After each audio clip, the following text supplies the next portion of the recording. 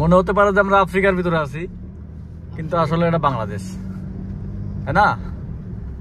মনে হতে পারে যে এটা একটা আফ্রিকার রাস্তা, এরকম একটা রাস্তা,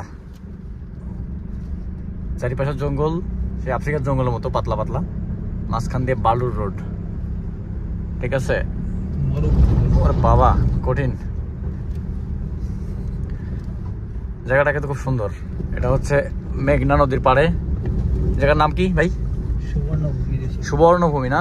জায়গাটার নাম হচ্ছে সুবর্ণভূমি রিসোর্ট। চর না, এটা তো আসলে চর এলাকায়, তো এটা পুরোটাই চরের মতো, বেশ ভালো লাগতেছে। নেন আপনি একটু ভিডিও করেন। না আপনি করেন। আমি গাড়ি চালাবার ভিডিও করবো, এটা কি ঠিক? আর কি করবেন, ভিডিও শেয়ার, ভিডিও এই ভিডিও কিন্তু ফেসবুকে দিয়ে দেবো। আটকায় দেন এখানে কেন?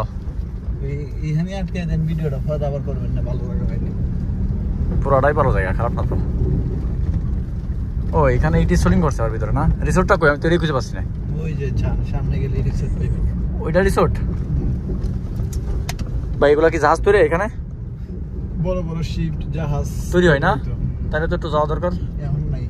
ওই জাহাজ তো, ওই যে তৈরি হচ্ছে। ওটা এমনি জাহাজ নদীতে ভিড়ায় রাখছে, কিন্তু তৈরি করে না। আগে করতো, এখন করে তিয়াঙ্গেল, তাই না?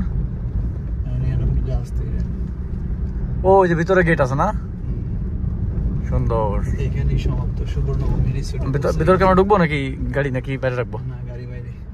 গাড়ি বাইরে রাখলে কোন দিকে রাখে? এখানে রাখা উচিত হবে না? এইখানেও তো এখানে রাখতে পারেন।